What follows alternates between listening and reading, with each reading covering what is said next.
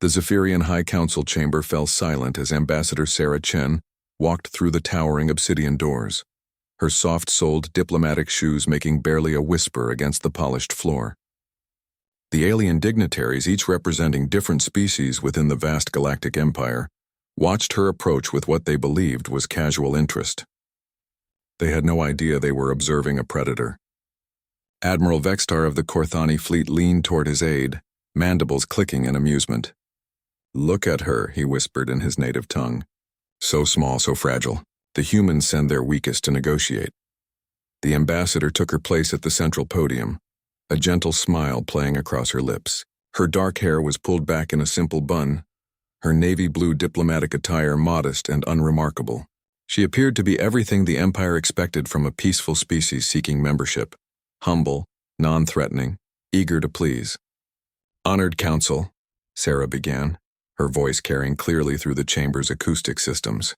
"I come before you today representing the Terran Federation's application for associate membership in your glorious empire." Council Prime Xyloth, a towering insectoid with crystalline wings, gestured dismissively. "Human Chen, your species intrigues us. Your technological development is adequate. However, we have concerns about your military capabilities. Our intelligence suggests humans possess no significant warrior class." Sarah's smile never wavered. "You are quite correct, Council Prime. We humans have always preferred diplomatic solutions to conflicts." What the Council didn't know was that Sarah Chen had earned her diplomatic credentials after serving 23 years in the Terran Special Operations Command. She had led insertion teams into hostile alien territories that the Empire had never heard of. Her modest diplomatic attire concealed scars from plasma burns and crystalline shrapnel. The gentle hands that now held her datapad had once wielded weapons that could level city blocks.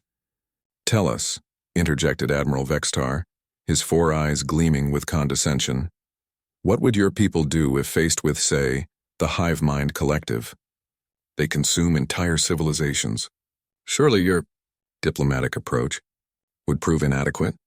Sarah's expression remained pleasant, but those who knew humans well might have noticed the slight tightening around her eyes. "An interesting hypothetical, Admiral. However, I believe our records show the hive mind collective was eliminated 7 months ago. Strange thing that. Our exploration fleets found nothing but empty husk worlds in their former territory." A murmur rippled through the chamber. The Admiral's confident posture faltered slightly. "You seem remarkably well informed about distant galactic events," observed Counselor Threx, a reptilian species known for their strategic thinking. "For a species with limited military intelligence capabilities, knowledge is power, as we humans say," Sarah replied smoothly. "We believe in staying informed about potential threats to galactic stability." What she didn't mention was that the hive mind collective's elimination hadn't been a mystery to the Terran Federation. Operation Silent Dawn had been her final mission before accepting her diplomatic posting. 300 human operatives had infiltrated 17 hive worlds simultaneously. The collective never knew what hit them. Council Prime Xyloth accessed his data terminal. "Your application mentions trade partnerships and cultural exchange. What could a species like yours offer to our empire?" "We excel at problem solving," Sarah said, her tone conversational. "Take the Void Raiders, for example. We understand they've been troubling your Outer Rim territories for decades." The chamber grew tense.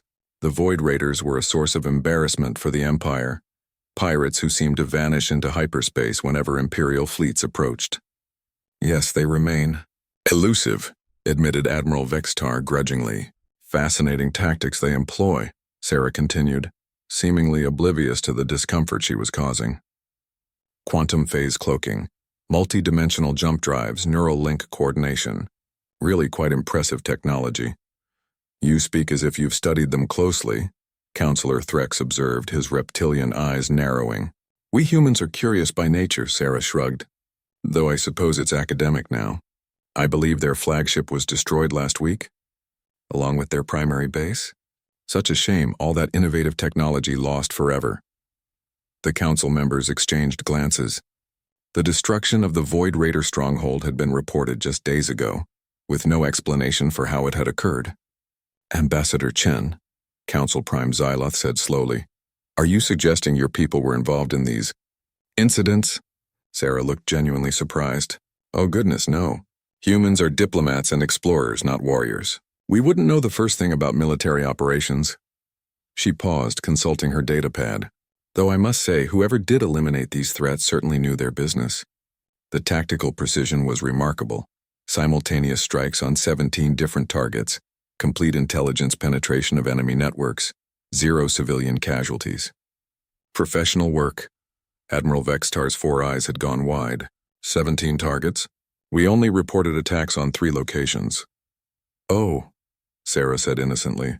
Did I say 17? I meant 3, of course. Sometimes we humans get our numbers confused.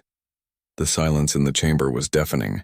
Slowly, the pieces were falling into place for the council members. The mysterious elimination of multiple threats to Imperial space. The human diplomat who possessed impossibly detailed knowledge of military operations. The species that claimed to have no warrior class, yet somehow knew exactly how to identify and eliminate the Empire's most persistent enemies. Councillor Threx was the first to speak. Ambassador Chen, when you say humans prefer diplomatic solutions, we absolutely do, Sarah confirmed cheerfully. It's just that sometimes, before diplomacy can work, certain obstacles need to be removed. We find it creates a much more conducive environment for meaningful negotiations. The implication hung in the air like a plasma charge ready to discharge. Council Prime Xyloth cleared his throat nervously. I believe the Council needs to reassess our evaluation criteria for Terran Federation membership. Of course, Sarah nodded graciously. Take all the time you need. Though I should mention, we've been having similar discussions with the Confederation of Free Worlds. They seem quite eager for our partnership. Something about needing help with their Crimson Fleet problem. Admiral Vextar began rapidly accessing his tactical databases. The Crimson Fleet had been terrorizing Confederation space for years. If the humans could eliminate threats like that, perhaps, Xyloth said carefully, we could expedite your application process. Full membership rather than associate status. Sarah's smile brightened. How wonderful. I'll inform my colleagues immediately. They'll be so pleased to hear that diplomacy has prevailed once again. As she gathered her materials and prepared to leave, the council sat in stunned silence, finally understanding what they were dealing with. The humans hadn't sent their weakest to negotiate. They had sent their apex predator, wrapped in silk and speaking softly. And the terrifying part wasn't what Ambassador Sarah Chen had done. It was realizing that if she was their diplomat, what kind of monsters were their actual military commanders? The Empire would approve humanity's membership application within the hour.